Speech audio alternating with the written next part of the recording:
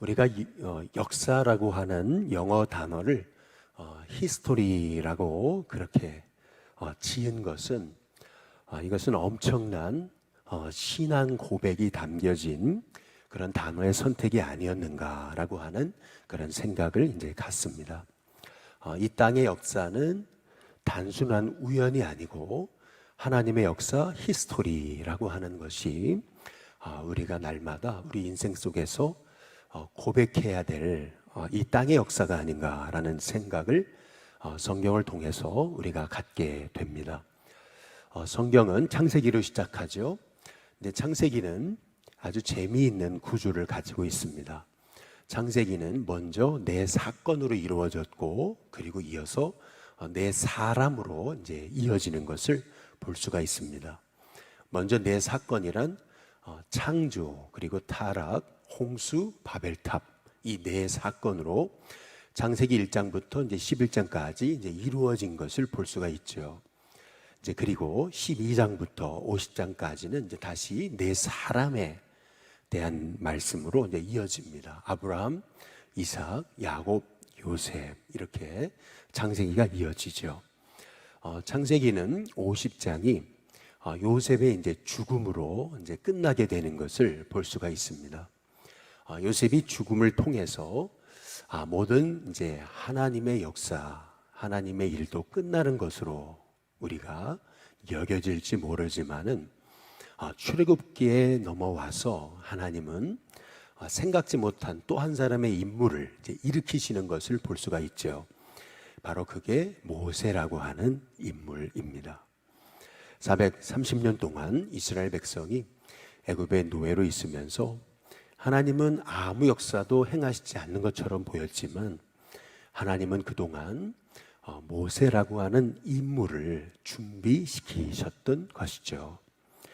실은 모세라고 하는 인생은 죽을 운명으로, 나자마자 죽임당할 운명으로 이제 태어났지만 하나님은 그 운명까지 바꾸셔서 모세를 살리시는데 그냥 살리시는 정도가 아니고 애굽의 왕자로 자라게 하시는 너무나 놀라운 하나님의 보이지 않는 섭리 가운데 모세를 자라게 하시는 것을 볼 수가 있습니다. 모세를 40년 동안 애굽 궁정에서 자라게 하신 이유는 모세를 하나님이 철저히 애굽에서 쓰시려고 미리 준비시키셨던 거죠. 그래서 사도행전 7장에 보면 모세가 애굽의 학술과 그리고 언변이 능하더라 라고 이렇게 성경이 말씀하고 계십니다. 40년 동안 모세를 준비시키신 하나님이 이제는 모세의 힘으로 그 출애굽의 역사를 이루어서는 안 되기 때문에 철저하게 모세를 낮추시고자 모세를 광야라고 하는 곳으로 40년간 살게 하시고 보내신 것을 이제 볼 수가 있습니다. 우리 인생에서 인생의 광야가 찾아왔다면 그것은 하나님의 은혜고 그리고 신명기의 말씀처럼 마침내 우리에게 복을 주시고자 하시는 하나님의 계획이시다라는 믿음의 고백으로 살아갈 때 저와 여러분의 인생에 닥쳐진 광야의 세월이 참 내 인생에 없어야 되는 내 인생에 사라져야 되는 인생의 기간이 아니라 오히려 나를 낮추셔서 겸손하게 하시사 오직 사람이 떡으로만 사는 것이 아니고 하나님의 입에서 나오는 말씀으로 산다라는 것을 깨닫게 되는 진정 마침내 하나님의 복을 받는 인생으로 새롭게 거듭나는 기간임을 우리가 깨달으면서 광야가 축복입니다 라고 하는 믿음의 고백으로 살아갈 수 있는 저와 여러분이 될 수 있기를 주님의 이름으로 축복합니다. 드디어 이제 사도행전 7장의 30절에 보면은 모세의 일생에 관해서 이런 참 우리가 주목할 만한 한 표현이 나옵니다. 40년이 참회라고 하는 단어입니다. 40년이 참회. 우연찮게 모세가 80세에 저 시내산에서 가시떨그 나무에 불이 붙은 것을 본 것이 아니고 이 모든 것이 하나님의 섭리와 계획 속에 있었다는 겁니다. 딱 40년이 찼을 때 하나님의 때에 하나님은 드디어 이제 모세를 부르셨던 것을 볼 수가 있습니다. 모세를 부르셔서 드디어 이스라엘을 구원하시고자 바로 앞에 이제 보내신 분이 바로 하나님이시라는 거죠. 그래서 모세의 입술에 하나님 말씀을 넣어주시고, 그래서 바로왕 앞에 가서 하나님의 말씀을 태어나게 하신 거죠. 내 백성을 보내라. 내 백성이 광야에서 절기를 지킬 것이다. 어찌 보면 모세가 바로 앞에 서서 했던 말은 꼭 녹음기를 틀어놓은 것과 똑같습니다. 어찌 보면은 이 모세가 지금 너무나 똑같은 말을 반복한다라고 생각할지 모르지만은 이것이 바로 모세의 사명이었던 것을 볼 수가 있는 거죠. 지금 출애굽의 역사는 모세의 일이 아니고 하나님의 일인 겁니다. 모세가 바로 앞에 선 것은 모세의 의지로 되는 것이 아니고 하나님의 열심으로 되는 거죠. 그래서 모세를 부르신 분도 하나님이시고 또 모세를 보내신 분도 하나님이시다. 근데 여기에서 우리가 볼 수 있는 것은 이제 하나님의 주권이라는 겁니다. 하나님의 롤드십, 바로 하나님의 이 주권, 이것이 우리가 인생을 살아가면서 우리가 잊지 말아야 될 너무나 중요한 신앙 고백 중에 이제 하나라는 거죠. 그래서 성경에서 끊임없이 우리에게 하시는 말씀이 뭐냐면 권세는 하나님께로부터 났다라고 하는 말씀의 의미입니다. 느부갓네살은 그 권세가 하나님께로부터 났는 것을 알지 못하고 자신이 잘나서 그렇게 엄청난 대제국을 이룬 것으로 착각하고 교만하다가 결국에는 다니엘서의 말씀처럼 그는 7년 동안 정신병자가 돼서 꼭 소처럼 풀을 뜯으며 지내는 그러한 그 인생의 엄청난 암흑기를 이제 보내게 됐던 것을 볼 수가 있는 거죠. 하나님이 낮추고자 작정하시면은 높아질 수 있는 인생이 없는 겁니다. 그리고 하나님이 높이시고자 작정하시면은 낮출 수 있는 인생은 없는 거죠. 그래서 사도 바울이 권세는 위로부터 났나니라고 그렇게 고백하고 이제 있는 것이죠. 그래서 오늘 말씀에 보면은 모세를 통해서 하나님이 바로에게 전하신 말씀이 실은 좀 충격적인데, 그러나 이것이 우리가 우리의 신앙생활에 있어서 그렇지, 나를 세우신 분은 하나님이시지 라고 하는 그러한 믿음의 고백을 우리에게 고백하게 되는 너무나 중요한 말씀이라는 겁니다. 여기 16절에 한번 보시면은 하나님이 모세를 통해서 바로에게 하시는 말씀이 뭐냐면, 우리 16절 같이 한번 읽어보겠습니다. 함께 있습니다. 시작.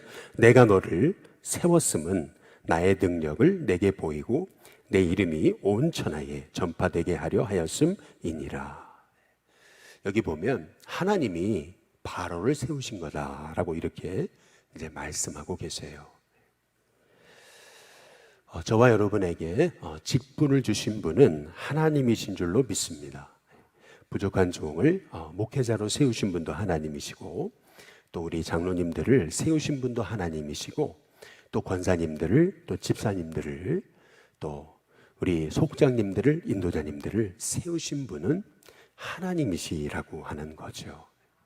우리의 신앙 고백 중에 너무나 중요한 고백은 나를 부르신 이도 하나님, 나를 보내신 이도 하나님, 나를 세우신 분도 하나님이라고 하는 그러한 고백입니다. 이 나를 부르신 분이 하나님이시라는 고백이 있을 때 진정 내 인생이 다 하나님의 은혜라고 하는 사실을 이제 우리가 이제 깨닫게 되는 거죠.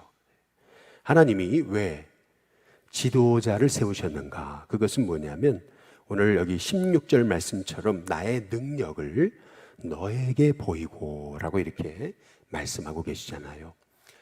능력은 하나님께로부터 나는 줄로 믿습니다.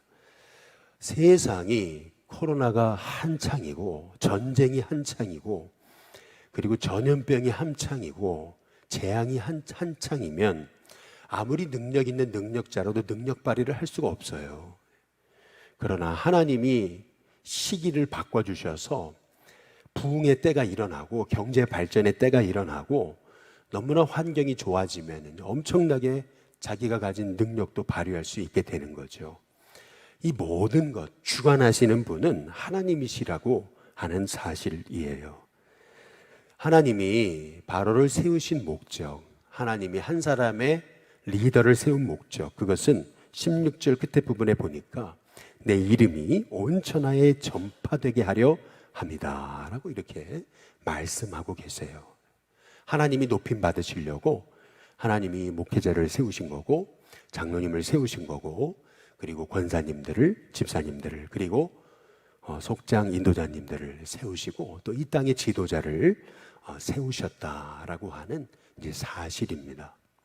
우리는 하나님이 우리를 세우셨다라고 하는 사실을 잊어버리는 순간, 오늘 여기 말씀해 보니까 17절에 내가 여전히 내 백성 앞에 교만하게 된다라고 하는 사실이에요.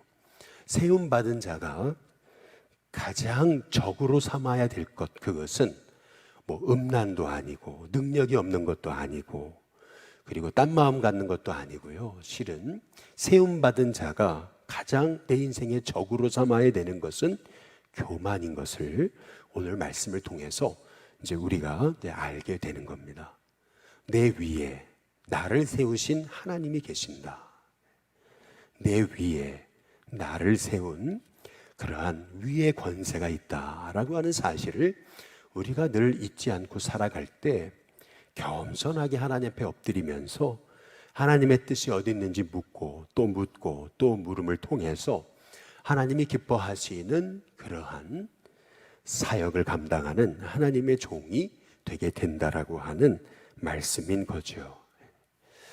여기 하나님이 모세를 바로에게 보내시면서 바로가 마음이 강팍해져서 내 백성을 순순히 안 보낼 거다라고 그렇게 말씀하시면서 이 모든 일이 하나님이 행하신 것인 것처럼 하나님이 말씀하십니다. 내가 바로의 마음을 강팍하게 하리니 라고 이렇게 말씀하고 계세요. 좀 이상하죠. 아니 왜 바로의 마음을 하나님이 강팍하게 하셨을까? 이 모든 것, 이 10가지 재앙, 이 모든 것도 다 결국에는 이 땅의 주권자는 하나님이심을 나타내는 사건들이라고 하는 겁니다. 그동안 애굽이 섬기던 그 나일강이라고 하는 나일강의 풍요를 그들이 축복으로 여기기보다는 오히려 그 나일강의 풍요 때문에 그들은 나일강을 섬기는, 신으로 섬기는 그러한 어처구니 없는 일이 벌어진 거죠. 하나님은 이 10가지 재앙의 사건을 통해서 이제 그 나일강을 이제 피로 바꾸시는 그러한 일을 통해서 결국 이 땅의 주인은 하나님이시다. 너희가 섬길 분은 오직 하나님이시다. 라고 하는 것을 하나님께서 계속해서 말씀하고 계시는 겁니다. 그들은 소도 섬기고 그리고 땅의 티끌도 섬기고 그들은 끊임없이 수많은 우상을 섬겼던 거죠. 하나님은 그들이 섬겼던 우상은 아무 힘도 쓸 수 없는 허상일 뿐임을 하나님께서는 이 10가지 재앙을 통해서 끊임없이 그들에게 이제 말씀하고 계시는 거예요. 이 땅의 주권자는 오직 여호와 하나님, 바로 하나님만이 이 땅을 통치하심을 그들에게 하나님이 이제 보여주신 것이죠. 우리는 믿음의 삶을 살면서 우리가 끊임없이 이제 잊지 말아야 되는 것은 나를 이 땅에 나게 하시고 또 나를 이 땅에 있게 하시고 또 나를 쓰임받게 하시는 분은 오직 하나님이시다 라고 하는 그 믿음의 고백, 내 인생의 주권자는 하나님이심을 고백할 수 있는 하나님의 종이 될 때 우리는 절대 교만하지 않고 또 나를 세우신 분이 하나님이시니까 내가 서 있는 자리를 하나님의 이름이 높아지도록 우리가 최선을 다하고 절대 내 위치를 혼돈하지 않고 교만해지지도 않고 또 나태해지지도 않고 지금 나를 세우신 분이 하나님이시라면은 이 자리가 얼마나 소중하고 아름다운 자리겠어요?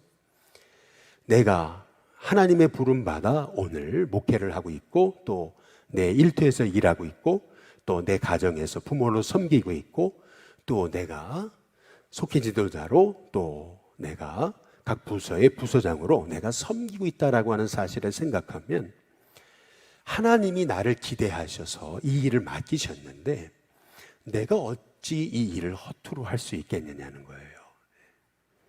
이게 내가 맡아가지고 하는 일이니까 내 마음대로 해도 된다 라고 하는 순간, 우리의 심령은요, 내 기분이 좋을 때는 열심히 할 수 있지만 내 기분이 나쁠 때는 막 해도 되는 거죠. 그러나 이 일이 내가 좋아서 하는 것이 아니고 하나님이 맡기신 일이라고 생각할 때는 내가 기분 좋을 때도 잘할 뿐만 아니라 내가 기분이 나쁠 때도 잘해야 되는 것이죠. 또 잘 돼도 잘하는 것이고 못 돼도 잘해야 된다는 것이죠. 왜냐하면은 이건 내가 하는 것이 아니고 하나님이 세우신 일이니까. 뿐만 아니라 내 공동체가 잘 된다고 해서 이 공동체의 영광을 나의 영광으로 가로채지 않습니다. 하나님이 세우신 거잖아요. 하나님이 내게 잠시 동안만 이 공동체를 이끌라고 맡기신 거잖아요. 그렇다면 어찌 공동체가 잘 되는 것이 내 탓입니까? 하나님의 은혜죠.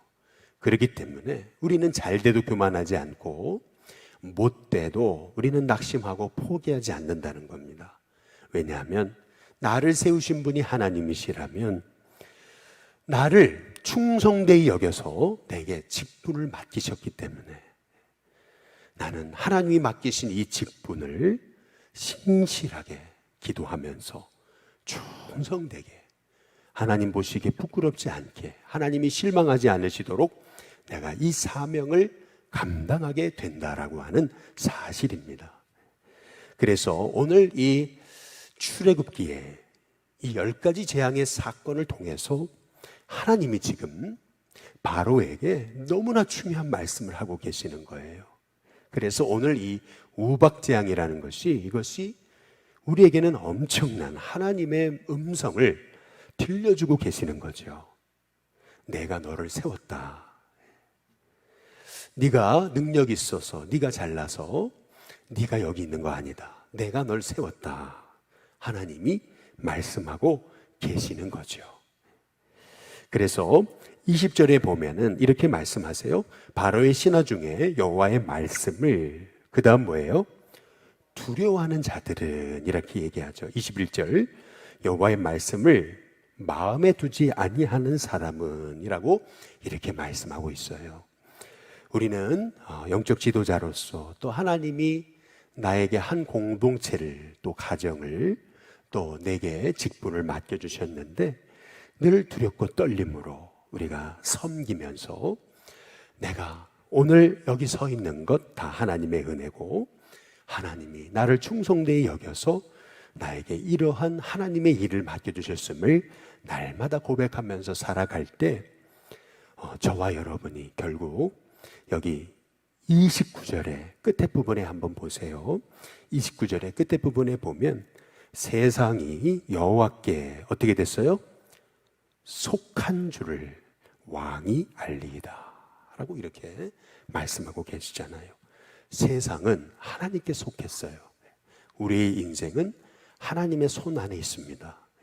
하나님의 손을 벗어나는 순간 우리 인생은 아무것도 아니죠. 하나님의 손을 부인하는 순간 하나님의 재앙이 시작되는 거고, 하나님의 손을 의지하는 순간 연약하고 부족해도 모세와 같이 연약한 인생이 하나님의 지팡이로 쓰임받게 되는 겁니다. 바라기는 오늘 하나님, 내가 날마다 겸손하여 하나님의 손 의지하게 하시고, 나같이 연약한 인생이 이 땅에서 하나님 부르시는 날까지 하나님의 지팡이로 쓰임받게 해달라고 기도할 수 있는 저와 여러분이 다 되시기를 주님의 이름으로 축복합니다. 우리 이 시간 복음성가 예수의 이름으로 나는 일어서리라, 우리 함께 우리 찬양 부르고요, 우리 함께 기도하겠습니다.